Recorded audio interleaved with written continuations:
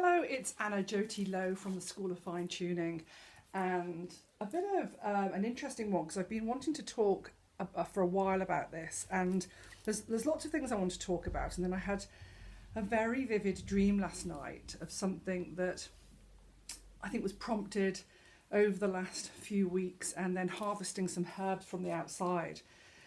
So I'm going to begin with what I wanted to talk to you ages ago about, and that's tampon applicators. And I'm always aware of, when I start my period, I sort of grab what I can. But actually, years ago, in fact, it must be about 30 years ago in London, I went to a workshop where there was a lady there who was telling us about using natural sponge. And this is quite a small piece I've got here, but the natural sponge can be maybe 4 times as big as that and used as a tampon. And you insert it into your vagina. It's really, really absorbent. And then you remove it with your fingers, wash it out in the sink, and then reapply it. And so one sponge can last about 3 months. So it's actually brilliant. And then I just went off the plan with it and started grabbing tampons again. So I'm very aware with the single use of plastic is that this product, one of the products I use, has got cardboard. It's a natural organic tampon, and I'm happy to use those. I love those. The other thing about the natural sponges, at the end of my cycle, I soak it in tea tree oil, a solution of salt water and tea tree oil to wash it, and then put it in a little organza bag and store it for my next period. And then I had to grab some tampons the other day, and I thought I was buying an applicator with the cardboard, but it's a plastic application. I was gutted because the single-use plastic applicators just do my head in, really.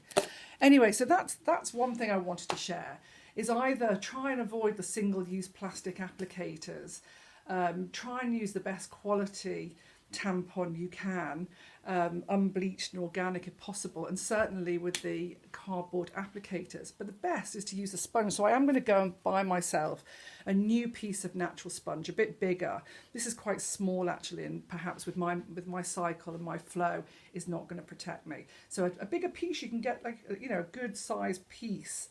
Anyway, the next thing I wanted to talk about, which has been on my radar since we went to Wilderness. There was a workshop there in the Together tent about Yoni steaming, and I've been aware of it for a while. And then when I was harvesting my lavender and my rosemary, it entered my mind again, and then I had a dream of it last night that I had to share about Yoni steaming. Now, I've never done it, and I don't know too much about it other than looking on YouTube and reading up some herbs. I just bought some herbs today. I found, where's my phone? So I'm going to tell you a little bit about the benefits and the use of these herbs. So they reduce pain and bloating and exhaustion with menstruation. So I definitely get bloated. I get lots of bloating. I'm all right with the pain. It's more actually a headache I get with my period, like the day before. I don't get so much cramps other than the day I'm menstruating. But it says not to do steaming when you're on your period. So you can do it previous or after. So I've ordered the herbs because I'm due on at the moment.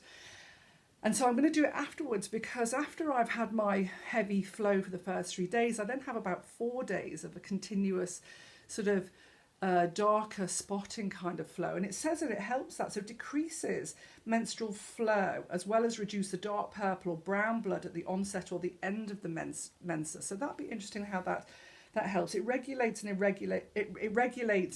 absent menstrual cycles. Good for fertility, good healing after birth, reduces uterine fibroids and ovarian cysts and uterine weakness, uterine prolapses and endometriosis, assists with repair after a vaginal tear or a C-section, assists with the healing of hemorrhoids, relieves chronic vaginal yeast infections, works to maintain healthy odour, eases symptoms of menopause, including dryness, pain during intercourse, detoxifies the womb, removes toxins from the body, releases stored emotions. So I know that it also works energetically to release emotions and anxiety, and also increases our energetic and creative potential.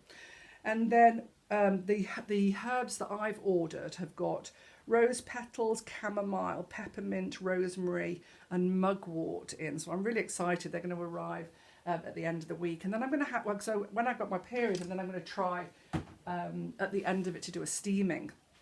So yeah, if you've got any sort of acute infections, it's not appropriate to do the steaming. And if you're pregnant, you can't do it, and you don't do it on your period. So there's a lot of do's and don'ts and contraindications and times when it's appropriate. But if you do regular yoni steaming, please put a comment or share below your thoughts or recommendations. But from what I've understood is you boil up purified water. So I'm going to buy a natural mineral water in a glass bottle rather than from the tap water or filtered. I'm going to buy really good quality water.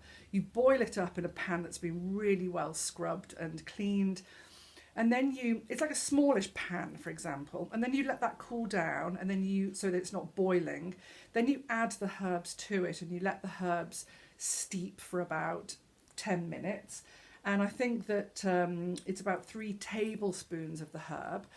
And then you let that steep, and you keep the herbs in it until it's steeped and that it's not boiling anymore. And then you sort of kneel. My dream was really interesting. My dream was that I was on all fours, squatting over the steam, and I was naked, and it was really bizarre, but it was really cool. And I was like, oh my God, I've got to talk about yoni steam. I've got to try yoni steam. I've got to talk about it to see and get shares on it, because it's a great subject and extremely helpful.